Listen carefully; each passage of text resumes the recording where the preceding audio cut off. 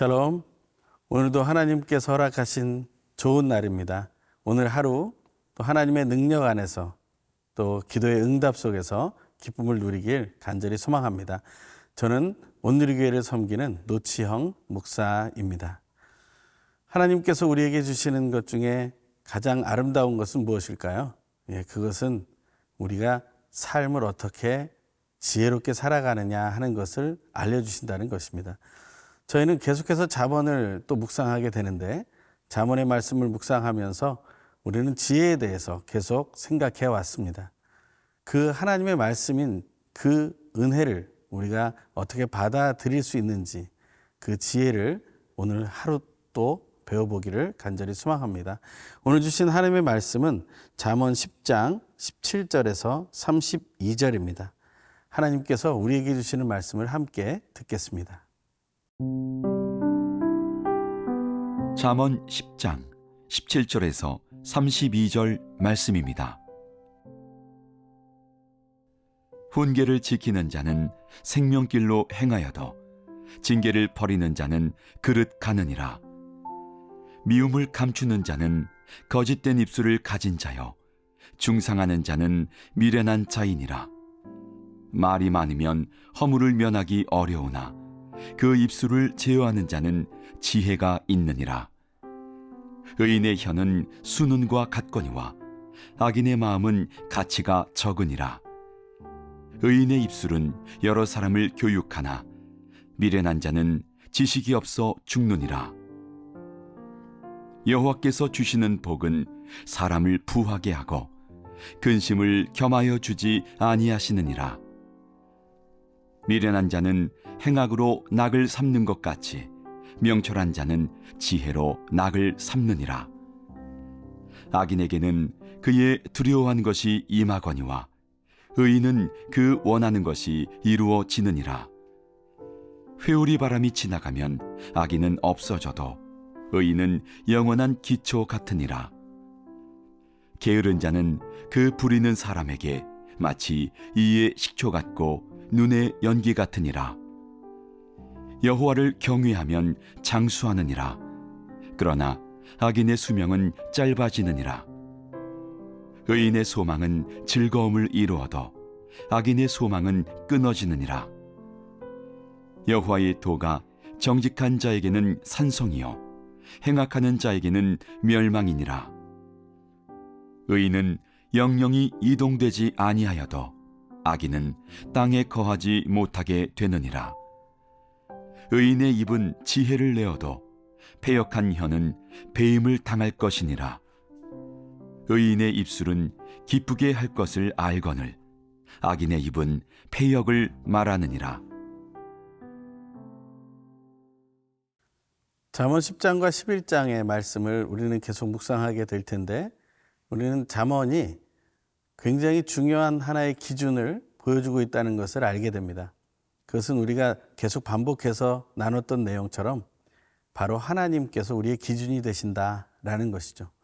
하나님의 그 놀라운 은혜를 우리가 바르게 체험할 수 있으려면 하나님께서는 지혜를 가져야 그 은혜를 바르게 누릴 수 있게 된다는 것이죠.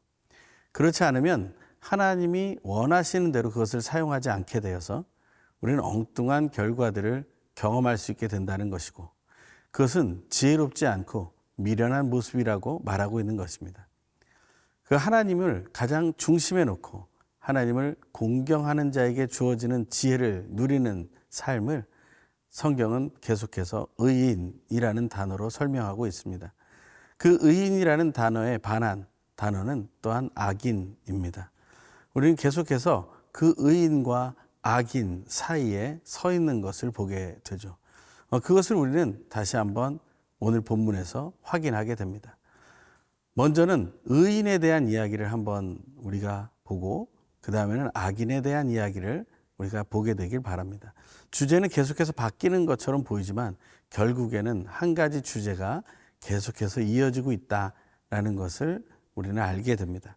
먼저는 의인에 대한 이야기입니다. 17절은 훈계를 지키는 자는 생명길로 행한다라고 말합니다. 이 훈계를 지키는 자가 생명길을 간다는 것은 무엇입니까? 바로 생명의 길은 원래 있는 것이고 그 길은 가르쳐 주는 대로 따라갈 때 그 길을 갈 수 있다라는 말입니다. 훈계를 지킨다라는 것이 따로 있고 생명길로 가는 게 따로 있는 것이 아닙니다. 생명에 가는 길, 우리가 목적지를 정해놓고 내비게이션을 키면 그 길이 쭉 나오는 것처럼, 그 길을 따라가면 우리는 목적지에 도달하는 것처럼 그렇게 된다라는 것을 의미합니다. 또한 오늘은 또 이런 얘기를 합니다. 입술을 제어하는 자라는 말이 나옵니다. 그 입술을 제어하는 자는 바로 하나님이 원하시는 대로 말하고자 하기로 결심한 자를 얘기합니다. 그것은 바로 19절에 나오는데요. 입술을 제어하는 자는 지혜가 있다 그랬습니다. 다시 말하면 하나님이 원하시는 대로 말하기를 결정했다라는 것은 하나님을 경외하는 그것을 의미하고, 하나님을 경외한다는 것은 바로 지혜를 얻을 수 있는 기초가 되었다라는 것을 의미하기 때문에 그렇습니다. 또 우리는 세 번째로 하나님께서 주시는 복을 받아 부유하게 된 사람이라는 이야기가 나옵니다. 22절에 여호와께서 주시는 복은 사람을 부하게 하고 라고 얘기합니다. 하나님께서 주시는 복을 바로 받으면 그는 진정 부유함을 체험할 수 있게 된다는 것이죠. 예수님께서는 마태복음 6장에서 주님 가르치신 기도를 알려주시면서 이런 얘기를 하시죠. 일용할 양식을 주시옵고. 우리가 하나님께서 우리에게 주시는 것이 일용할 양식으로 시작된다는 사실을 기억해야 합니다. 그리고 그것은 모든 인류에게 공통으로 주어진 것임을 생각해야 합니다. 그렇다면 일용할 양식으로 내가 만족하고 있는가를 생각하게 됩니다. 일용할 양식으로 내가 만족할 때 우리는 비로소 하나님이 우리에게 주신 것에 대한 감격과 감동을 우리는 체험할 수 있게 되는 것이죠. 우리는 사실 일용할 양식 이상의 것들을 날마다 받아 누리고 있지 않습니까? 그것에 대해서 매일매일 묵상하는 훈련을 해보십시오. 그러면 우리는 살아가는 날이 그렇게 어렵고 힘들지 않다는 사실을 알게 될 것입니다.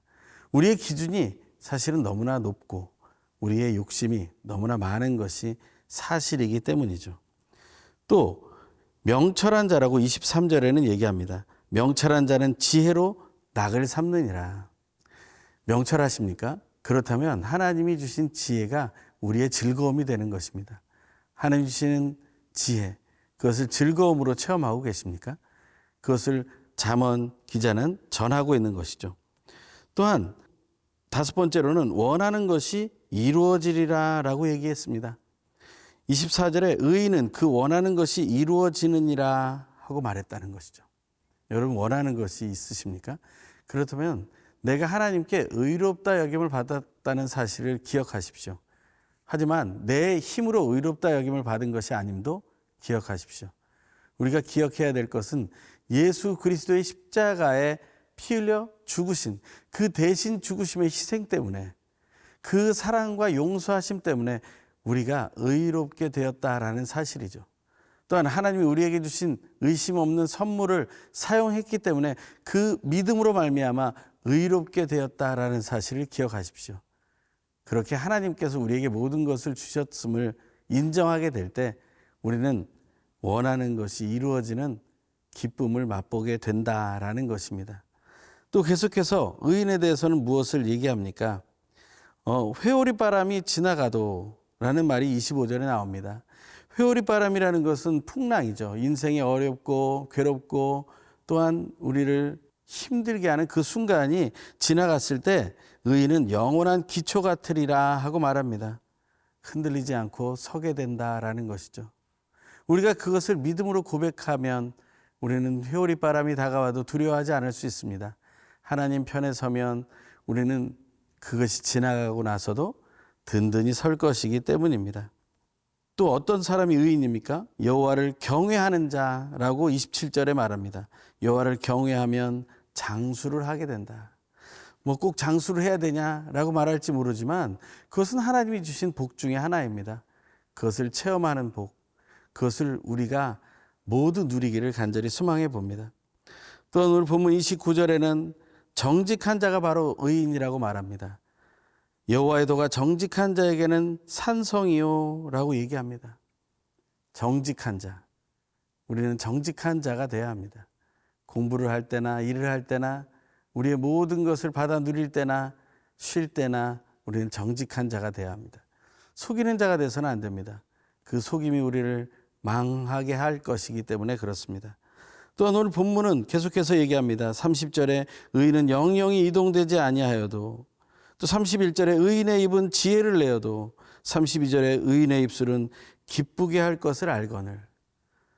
이것을 우리가 다시 묵상해 보면 우리는 살리는 일을 하는 것이 바로 의인의 몸과 모든 부위이다, 모든 행동이다 라고 말하는 것이죠. 우리가 먼저 의인의 삶을 살펴보았습니다. 이것이 우리 삶의 기준이 되길 간절히 소망합니다.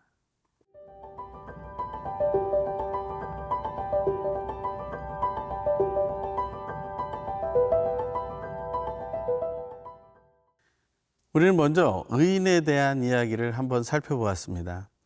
우리가 잠언이 계속 반복되는 것 같아 힘들고 어렵지만 그래도 이렇게 한날 하루에 주어진 본문을 가지고 의인과 또 악인, 또 하나님 보시기에 좋은 자와 또 하나님께 기쁨을 드리지 못하는 자의 모습을 이렇게 대비해서 살펴보게 된다면 우리가 어떤 삶을 선택해야 될지를 하나씩 하나씩 알게 될 것이기 때문에 그렇습니다. 그래서 반복적이지만 또 이 시간도 악인에 대해서 한번 살펴보기 원합니다. 17절에는 어떻게 나옵니까? 징계를 버리는 자라고 나옵니다. 징계를 받을 때 그 징계를 소홀히 여기는 자라는 의미죠. 그것을 아예 소홀히 여길 정도가 아니라 아예 무관심하게 내버린다라는 것입니다. 그런 사람은 어떻게 됩니까? 그릇 간다. 생명길을 가는 것이 아니라 잘못된 길, 사망의 길을 간다라는 것을 얘기하고 있는 것이죠.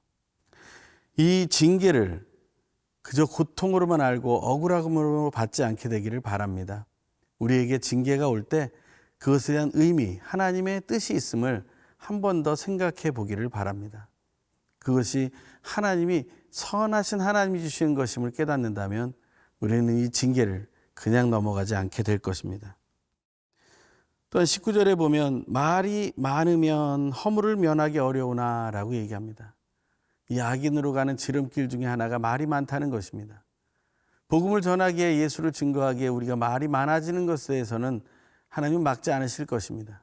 하지만 우리가 이 말이 많다라는 것은 무엇을 얘기합니까? 불평과 원망과 의심과 근심과 걱정의 말, 그리고 다른 사람을 낮추고 다른 사람을 힘들게 하는 말, 또 거짓으로 고하여 분열을 일으키는 그런 말들, 착각 속에 빠져 있는 나의 상상의 말들, 이런 것들을 멈추라는 것입니다. 그래서 이렇게 얘기합니다. 20절에 악인의 마음은 가치가 적다 그랬습니다. 악인의 마음은 가치가 적다. 그 마음이 얼마나 존귀한 것입니까? 하나님이 선한 마음을 창조해 놓으셨는데 어떻게 그 마음을 그렇게 무가치하게 다룰 수 있습니까? 여러분과 저의 마음은 얼마나 존귀합니까?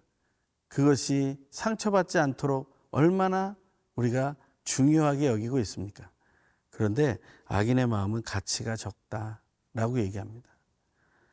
또 이런 얘기가 나오죠. 미련한 자는 지식이 없어 죽느니라. 왜 지식이 없을까요? 지식은 이렇게 많은데 받아들이지 않기 때문입니다. 아까 말한 대로 징계를 버리는 자처럼 자기가 가지고 있는 그 모든 지식의 좋은 것들을 인정하지 않는 미련함을 선택한다라는 것입니다. 또한 22절에 근심을 얻게 되는 사람입니다. 하나님은 복을 주셨는데 그것을 근심으로 받는 사람들도 있습니다. 하나님이 좋은 것을 주셨는데 나에게는 근심거리가 되는 경우가 많습니다. 그것은 하나님을 무시하기 때문에 나타나는 현상입니다. 하나님을 인정한다면 하나님이 나에게 주신 그 한 가지 한 가지가 너무나 행복한 일이 되겠죠. 예전에 들었던 할렐루야 할머니라는 예화가 있습니다. 그분은 산에 살면서 식물에서 물감을 만들어서 내다 파는 할머니였습니다. 아주 오래전의 일이죠. 그런데 어느 장마가 지고 물이 불어서 개울이 많은 물로 건너기 힘들게 된 날, 장을 가서 그것을 팔아야 살기에 그 물감을 이고 가던 할머니가 물에 빠지게 돼요. 그 물에 빠져서 보니까 다른 사람들이 볼 때 너무나 안타깝게 그 물감이 다 물에 풀어져 버린 거죠.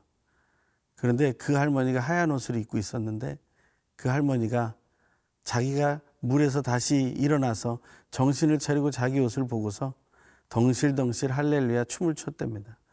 왜냐하면 자기의 소원이 죽기 전에 때때옷, 색깔 옷을 입는 것이 소원이었는데 하나님이 오늘 나에게 하얀 천에 색동 옷을 입혀주셨다고. 우리에게 주어진 어떤 상황이 아니라 진짜 그것을 우리가 어떻게 바라보느냐에 따라서 그 모든 상황은 바뀌게 되어 있다라는 것이죠. 그것은 단순한 긍정적인 마인드에서 오는 것이 아닙니다. 하나님을 인정할 때 그는 새로운 은혜를 체험하게 되는 것이죠. 그리고 미련한 자는 행악으로 낙을 삼아요. 명철한 자가 지혜로 낙을 삼는다고 하지 않았습니까? 그런데 미련한 자는 악을 행하는 게 낙인 거예요. 그리고 악인에게는 두려워하는 것이 임해요. 왜냐하면 거짓을 말하고 악을 행하니까요. 심판자가 두려워지는 것입니다. 또 25절에 보면 회오리 바람 똑같이 맞아들이지만 의인들은 영원한 기초처럼 든든히 서 있지만 악인은 사라져버린다는 겁니다. 우리는 이러한 모습 속에서 악인이 가지고 있는 가치가 얼마나 적은가, 하나님 보시기에 얼마나 부족한 존재인가 하는 것을 알게 됩니다. 그 악인의 범주에는 게으른 자도 포함됩니다. 26절에 게으른 자는 그 부리는 사람에게 마치 이에 식초 같고 눈의 연기 같다. 이것은 도움이 안 된다라는 것을 의미하는 것입니다. 도움이 안 되는 게으른 자, 그는 어떻게 됩니까? 오히려 오래 살고자 하지만 그 악인은 수명이 짧아지고 소망이 끊어지고 멸망이 임한다고 27절에서 29절에 말하고 있습니다. 또 악인은 어떻게 됩니까? 땅에 거하지 못하게 되고 그들이 가지고 있는 패역한 혀는 배임을 당한다고 말합니다. 얼마나 슬프고 안타까운 일입니까? 이 악인의 태도가 우리에게 조금이라도 남아 있다면 오늘 그것을 다 끊어버리십시오. 그리고 하나님 원하시는 그 지혜의 모습으로, 하나님을 경외하는 모습으로 다시 돌아서십시오. 그것이 하나님께서 오늘 우리에게 주신 은혜이고 복음입니다. 그것을 함께 나누는 하루 되길 소망합니다.